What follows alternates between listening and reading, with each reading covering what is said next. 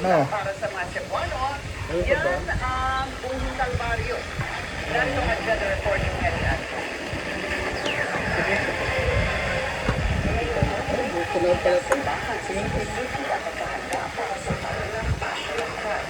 Maging lokal na pamahalaan at ilang pribalong organisasyon.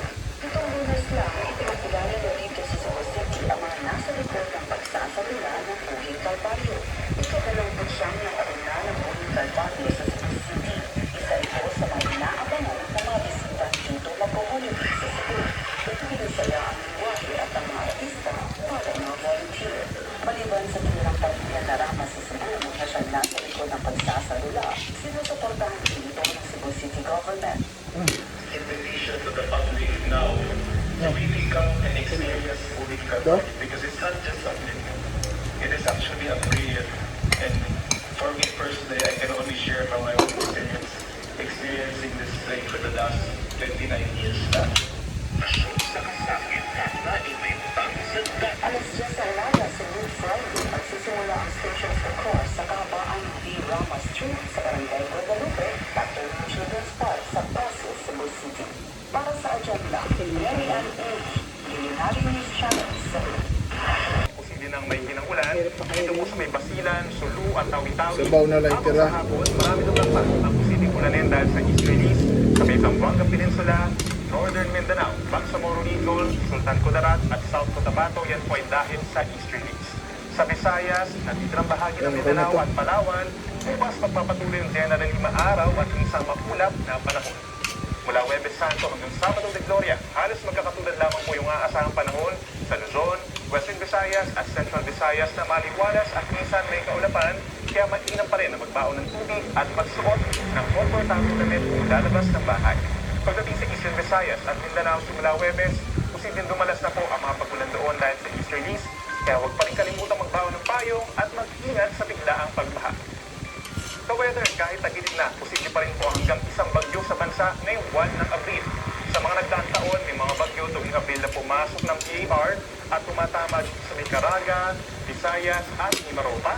Habang may mga bagyo rin po na pumasok ng PAR, ngunit hindi naman naglalandfall at tumilis na lamang po ng direksyon. Sakaling mabuo, ito na ang magiging ikatlong bagyo ng taon at papangalanan na Kaloy. At yan muna napapatang balita ngayong Martes. Ako inyong ka-weather, Benny San Estareja, na nagsasabing ang swerte darating sa tamang panahon. A win for women in sports. Ganyan tinawag ni Sepak Takraw Chief Karen Caballero ang pagbabawal sa mga transgender athletes sa women's events sa Olympics. Ang detalye sa agenda report ni Anton Rojas.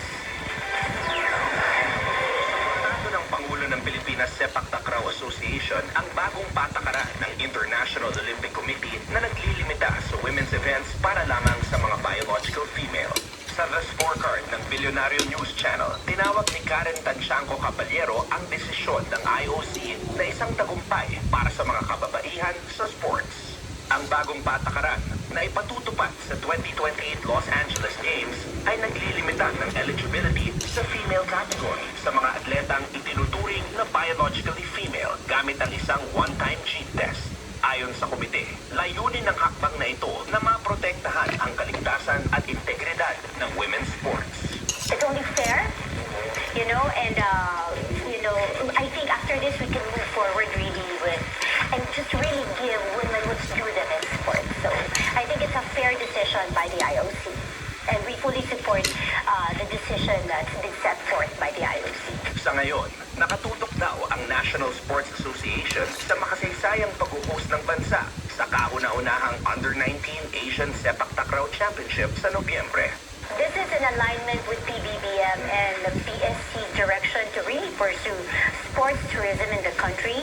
And I'm really proud to say this is the first youth games of Sepak Takraw, not just in the Asian level. So we're expecting about, we have committed 12 countries to join, but a maximum of 16 Asian countries. The youth, the best of Asia's youth will be coming in Manila middle of November 2026. Abala rin daw ang mga miyembro ng National Sepak Takraw Team sa kanilang preparasyon para sa nalalapit na Asian Games Oktubre sa Nagoya, Japan. Para sa agenda, Anton Rojas, Billionario News Channel. Apples. Ano yun? Ito ang filming para sa upcoming Tomb Raider series matapos ma-injure si Sophie Turner. No details yet on the nature of the injury except that minor daw ito. But hindi pa rin clear how long the production pause will last. Sophie will play Lara Croft, the prime video adaptation ng popular video game. The series is expected to be released sometime next year. The world is their runway. Nagsimula na ang Probiotics sa'yo, press healthy ba tour yan? ng The Devil Wears Prada 2. Ang first stop, Mexico City. Present in killer fashions na Meryl Streep and Anne Hathaway, who were even vibing to Madonna's Vogue. The stars will later head to Tokyo, Seoul, and Shanghai. Aside from Meryl and Anne, babalik din sa sequel ang fellow OG stars na si Emily Blunt and Stanley Tucci. The Devil Wears Prada 2 will hit theaters May 1st. Boracay is waving. With summer just around the corner, ano nga ba ang pwedeng gawin sa famous island? To beat the heat, silipin natin sa agenda report ni Francis Paulden. Sa Asa ang 7-kilometer island sa Malay, Aklan na sikat sa powdery white sand mula sa nadurog na coral at microorganisms. Minsan ang itinanghal ang Boracay bilang world's best island at hindi nawawala sa world's top tourist destination. Pinaniniwalaan na galing ang pangalan nito sa local ati word na borak na ang ibig sabihin ay white cotton at bukay o bula. Binansagan din ito na Crocodile Island kahit walang aktwal na buhaya sa isla. Hugis crocodile kasi ito. Nahahati ang isla sa mga station. Station 1 na kilala sa luxury resorts at may pinakamalawak na beach. Station 2, ang commercial heart ng isla. At Station 3, ang rustic side nito. Sumisikat na rin ang Station 0 na modern approach ng isla. Pinakasikat na landmark ng Boracay, ang Willis Rock. Ito ang volcanic formation ng mga bato kung saan makikita ang grotto ni Virgin Mary sa may mababaw na bahagi ng Station 1. Famous island water activities ang Parao sailboat, parasailing, yacht cruising, glass boat na best for selfies, island hopping kung saan pwedeng marating ang hidden gems gaya ng Crystal Cove na may malalamig at freshwater caves for swimming at Puka Beach kung saan pwedeng mag-swim at mag-snorkeling. But wait, there's more. Swak ang fresh buko juice sa laot na refreshing sa gitna ng mainit na sikat ng araw sa gitna ng isla. Siyempre dito sa Boracay ang pinaka-the best ay ang sunset. All eyes on the shore tuwing palubog na ang araw.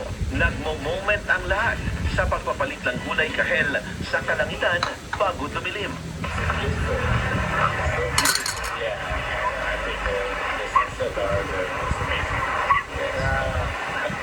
Very good.